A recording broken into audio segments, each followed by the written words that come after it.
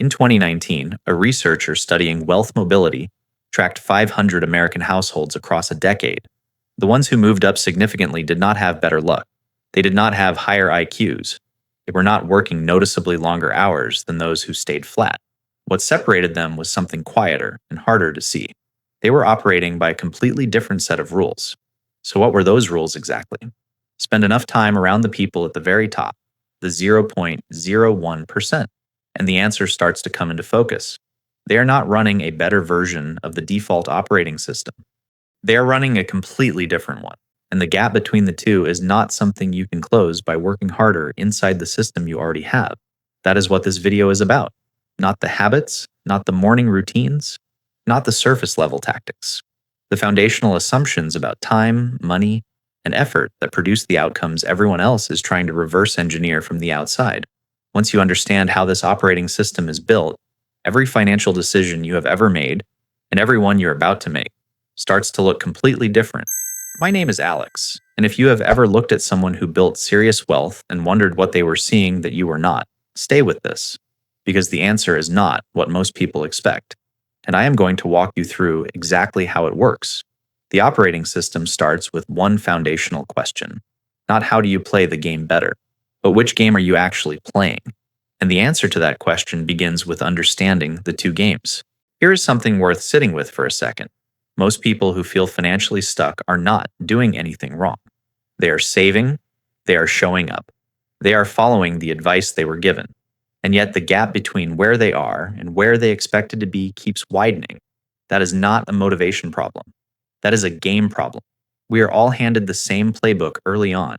Go to school, get a stable job, work hard, impress the right people, climb the ladder, save 15% of your income, max out your 401k, that is your employer retirement account, and if everything goes according to plan, you cross the finish line somewhere around 65 with enough to coast. That is the conventional game. And for a long time, it worked well enough that nobody questioned it. But here's the part that does not get said out loud. That game was designed by institutions that benefit from your participation in it. The school system needs students. The employer needs labor. The bank needs depositors. The brokerage needs long-term account holders. None of those institutions designed the game with your financial independence as the primary goal. They designed it with their own continuity in mind. You just happen to benefit, partially, if you play it perfectly. The 0.01% figured this out, not because they are smarter and not because they worked harder, because at some point they stopped asking how to play the conventional game better and started asking whether it was the right game at all. The difference between the two games is not subtle. In the conventional game, your income is the engine. If everything runs through your personal output, your hours, your skills, your performance reviews. If you stop working, the engine stops. In the other game, assets are the engine. Things you own produce returns whether you're working or not. The goal is not a bigger paycheck. The goal is to build something that generates value without requiring your constant presence. Think about what that actually means in practice. A professional earning $110,000 a year, which is right around the median household income for college-educated Americans in their mid-30s right now, is running almost entirely on labor. Their income depends on their continued participation. Take them out of the equation, and the income disappears. Now think about someone who owns a small rental property, generating $1,800 a month, holds a modest index fund portfolio, compounding at 7% annually, and has built one online product that sells without ongoing effort. Their income does not stop when they stop. That is a structurally different position, even if the total dollars look similar on paper. Now, I'm not saying the conventional path is worthless. Effort matters. A steady income is a real foundation. But effort without the right structure is just energy with nowhere to go. It is like running faster on a treadmill and being surprised you have not moved. The people playing the second game are not necessarily working less. A lot of them are working more, especially early on. What they are doing differently is directing that effort toward things that build leverage over time, rather than things that just pay out this month. Every hour they put in is building something that compounds. Every hour, the conventional player puts in resets to zero the following Monday. And this is where most people miss the shift. They think the upgrade is earning more, get a promotion, negotiate a raise, pick up a side income. Those are not bad moves, but they are still moving inside the same game. The actual upgrade is changing what your money is doing while you are not watching it, which brings us to the question the 0.01% treat as foundational. Not how do I make more money, but how do I think about money differently than I was taught to? Because the answer to that question starts somewhere most people would not expect. It starts not with investment strategy or income tactics, but with how they think across time. Specifically, how far into the future they are actually playing. And that way of thinking has a name: generational thinking. And it changes everything about the decisions they make today. There is a detail about serious wealth that most people never get close enough to observe. It does not look the way you think it looks. A few years ago, someone described sitting in the waiting room of a private school in Connecticut, the kind of school where tuition runs close to $60,000 a year. They started noticing the cars in the drop-off line, the families they knew to be millionaires, the doctors and the partners at regional law firms, were pulling up in new Range Rovers and freshly leased BMWs. The family that owned 3 manufacturing facilities and had quietly accumulated somewhere north of $800 million over 4 decades, they sent their grandchildren in a 6-year-old Ford Explorer with a cracked side mirror. That is not an accident. That is a philosophy. Secure wealth does not perform, and it does not need an audience. The moment you understand that, a lot of confusing behavior starts to make sense. The luxury car is not a reward for success. It is often a signal of a particular relationship with money, one where consumption and status are still tangled together. The people who have genuinely separated those two things tend to go quiet, not because they are modest, because they are thinking on a completely different timeline. This is what generational thinking actually means, and it is more radical than it first sounds.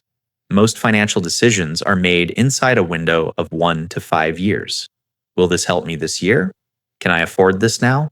What does my portfolio look like this quarter? That is a reasonable frame if your goal is personal comfort in the near term. But the 0.01% are not optimizing for near-term comfort.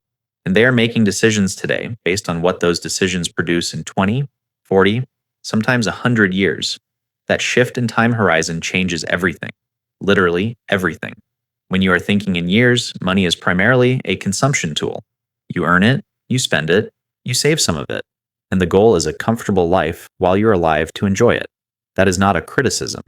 That is how most people reasonably relate to money. But when you start thinking in generations, money becomes something different entirely. It becomes a tool for buying back time and building something that outlasts you. Consider the difference in how a single financial decision looks across those two frames. A 40-year-old professional earning $120,000 a year decides to take $60,000 and spend it upgrading their home. In the near-term frame, that is a reasonable lifestyle investment. In the generational frame, that same $60,000 invested in a diversified portfolio at a 7% average annual return becomes roughly $450,000 in 30 years. And if it is structured inside a trust and left untouched, it becomes the financial foundation for the next generation before anyone in that generation has earned a single dollar. That is the math the billionaire with the Ford Explorer is running, not in a cold or joyless way, but with a clarity about what money is actually for that most people never develop. And here is the part that tends to surprise people. This mindset does not require enormous wealth to adopt. The frame is available to anyone. You do not need $800 million to start thinking about the 30-year effect of a decision. You just need to start asking a different question. Not what do I want this to give me, but what do I want this to build? The practical reflection that comes out of generational thinking is simple but uncomfortable. Most of the spending that feels justified in the moment, the upgrade, the lease, the renovation that goes slightly over budget, looks very different when you run it out 30 years. Not because enjoying your life is wrong, but because the cost of consumption is not just the price tag. It is the compounded value of what that money could have become. That kind of thinking, once it takes hold, starts reshaping every decision that follows. And the most immediate place it shows up is in how the 0.01% approach their time and effort, because generational thinking without leverage is just patience. The next piece is what turns patience into an actual system, and it comes down to one word: leverage. There is an old idea from ancient Greece that the wealthiest people in the world have quietly turned into an operating principle. Archimedes said it first: "Give me a lever long enough and a place to stand, and I will move the world." He was talking about physics.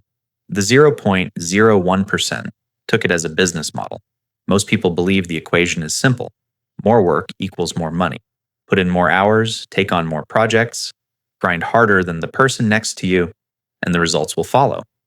And to be fair, that equation is not wrong in the early stages. It gets you started. But at some point, it hits a ceiling. And that ceiling is you. There are only so many hours in a day. There is only so much a single person can produce through direct effort. The moment your output becomes permanently capped by your personal bandwidth, you are no longer building. You are just running. Leverage is the way out of that ceiling. The simplest definition is this: leverage is anything that allows your output to grow without a proportional increase in your input. You do the work once. The work keeps producing. Or you deploy capital that generates returns while you sleep. Or you build a team whose collective output dwarfs what you could ever produce alone. The connection between your effort and your result gets permanently loosened. Naval Ravikant, the investor and entrepreneur, broke leverage down into 4 practical forms. The first 2 are the oldest. Capital is money working on your behalf. If you invest $2,000 a month at a 7% annual return, starting at 35, by the time you're 65, you have around $2.4 million. You contributed around $720,000 of that. The remaining $1.68 million came from time and compounding. You did not earn that money in any traditional sense. The structure earned it for you. Collaboration is the second traditional form. Other people's time, skills, and networks are amplifying your own. Every business owner who has ever hired their first employee has experienced this. One good hire can multiply output in ways that would take years of solo effort to replicate. But the 2 newer forms are where things get interesting. Code and content are what Ravikant calls permissionless leverage. You build something once. A software tool, a video, a written framework, a course. And it works for you indefinitely without additional labor.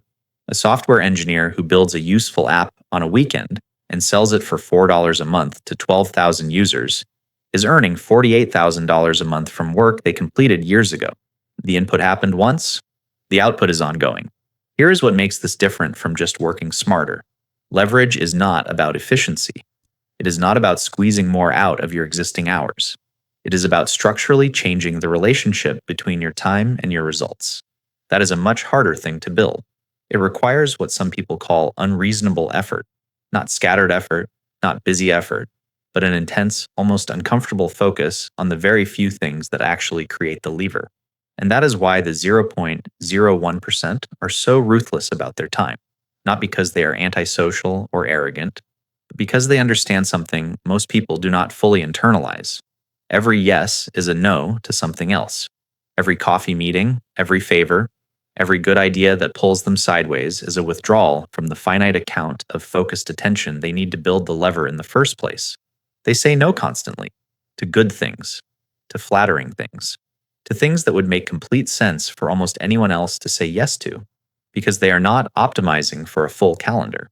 They are optimizing for the one thing that moves everything else. The question worth sitting with is this: where in your own life are you substituting effort for leverage? Where are you running faster instead of building the lever? Most people never ask it, and the ones who do ask it quickly run into the next problem. Because building leverage often means you cannot follow the existing rules. Sometimes the rules themselves are the ceiling. And that is where first principles thinking comes in. Most people, when they hit a wall, ask how to get through it faster. The 0.01% ask whether the wall needs to exist at all. That distinction sounds small. It is not. It is probably the single biggest cognitive gap between people who build transformative things and people who spend their careers optimizing inside a system someone else designed. And once you see it, you start noticing it everywhere. First principles thinking is the formal name for it. The idea is straightforward, even if the execution is uncomfortable. Instead of accepting the existing structure of a problem and working within it, you strip the problem down to its most basic, undeniable truths and rebuild your understanding from there. You are not asking how to do it better. You're asking why it is done this way at all. Most of us were never taught to think like this. We were taught to learn the rules, follow the process, and improve incrementally. That produces competent people. It does not produce people who build things that did not previously exist. Here is a concrete example of what first principles thinking looks like in practice. In the early 2000s, the taxi industry in most American cities operated under a licensing system that had been largely unchanged for 60 years. Medallions, the legal permits required to operate a cab in cities like New York, were selling for over $1 million each by 2013. The assumption baked into the entire industry was that you needed a medallion to move people for money. That was the rule. Everyone inside the industry was focused on working within that rule. How do you get a medallion? How do you operate more efficiently? How do you compete for fares? And then a pair of founders looked at the actual problem. Someone needs to get from one place to another. Someone else has a car and time. What is actually stopping those two people from connecting directly? Not the spirit of the rule, not the safety logic behind it, the rule itself. And when they questioned the rule at that level, the entire architecture of the industry became negotiable. Within a decade, the value of a New York taxi medallion had collapsed from over $1 million to under $80,000. The rule had not just been bent, it had been made irrelevant. That is first principles thinking at scale, but it does not require a billion-dollar company to apply. Elon Musk used the same process when he was trying to understand why getting to space costs so much. But NASA was paying around $380 million per rocket launch. The assumption everyone inside the aerospace industry had accepted was that rockets were extraordinarily expensive to build, and that cost was essentially fixed. Musk did not accept the assumption. He broke the rocket down to its raw components: aerospace-grade aluminum, titanium, copper, and carbon fiber. He priced the materials. The actual cost of the raw inputs was roughly 2% of the final price. The rest was the accumulated cost of the way things had always been done. So he rebuilt the process from scratch. SpaceX now launches the same payload for around $67 million. Not 10% cheaper, 83% cheaper, because he refused to inherit the problem as it had been framed. Now think about how rarely most people apply this to their own financial lives. The assumptions most of us carry were handed to us before we were old enough to question them. A mortgage is how you build equity.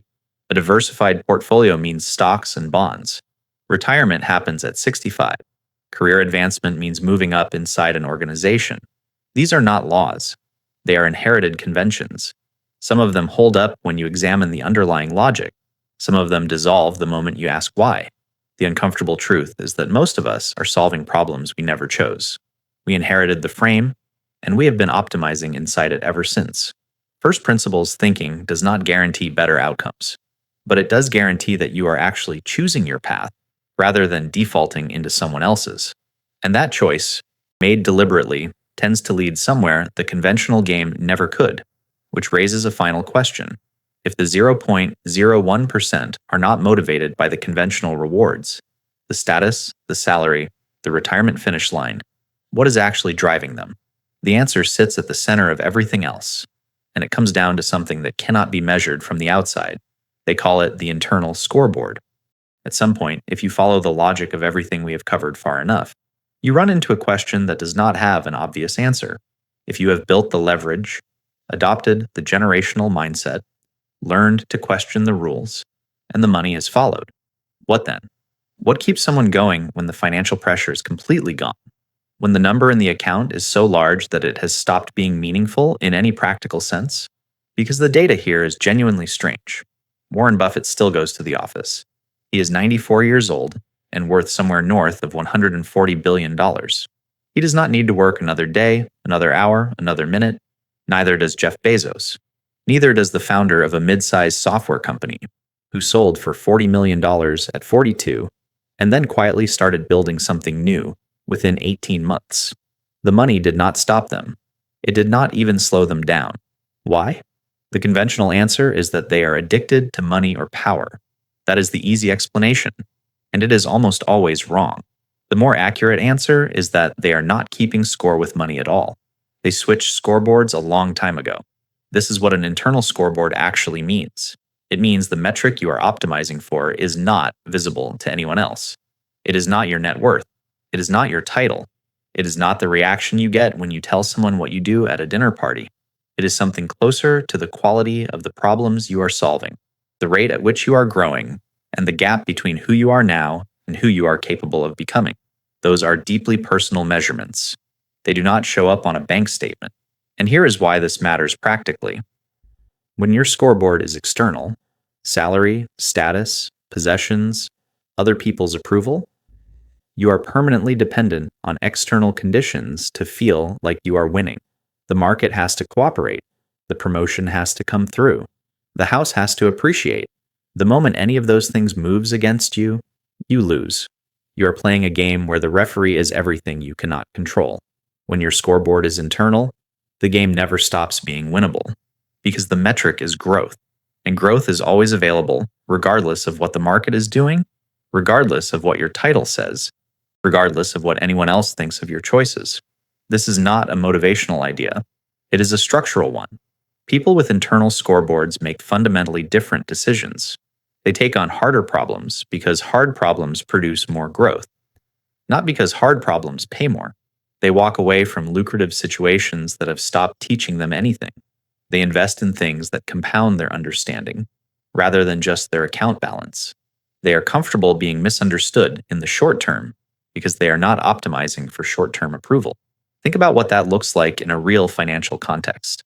Someone with an external scoreboard gets a windfall, say an $80,000 bonus, and the first instinct is often to signal it.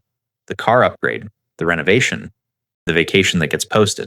Someone with an internal scoreboard gets the same $80,000 and asks a different question entirely.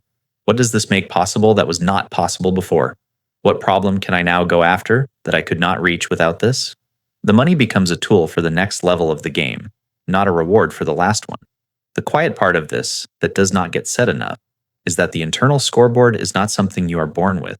It is something you build slowly by repeatedly choosing the harder and more meaningful path over the comfortable and more visible one. Every time you optimize for growth over appearance, the internal metric gets a little stronger. Every time you optimize for approval, the external dependency deepens. And that, pulled all the way back, is what the operating system of the 0.01% actually looks like. Not a set of tactics, not a morning routine, a fundamentally different relationship with time, money, effort, rules, and reward. 4 principles working together, each one reinforcing the others, which raises the only question that actually matters now. What would change if you started running on this system instead of the one you inherited? Here is what all of this actually comes down to. The reason the conventional path feels increasingly broken is not because you are doing it wrong. It is because the path was designed for a different destination than the one you're actually trying to reach. That is not a personal failure. It is a systems problem. The 4 things that change the game are not complicated. Think in generations, not quarters. Build leverage instead of just adding labor. Question the rules at the foundation, not just the surface. And measure your progress on a scoreboard only you can see. The practical thing to do with all of this is simple. Look at your 3 largest financial decisions from the past year. Ask which game each one was playing. Consumption or compounding. Approval or growth. Inherited assumption or deliberate choice. The pattern will tell you something honest. One question worth sitting with going forward. Every system covered here operates at the individual level. One person, one mindset, one set of decisions. But what happens when these principles get applied at the level of a family, a partnership, or an organization? How does the operating system scale? That is a different and more interesting problem entirely.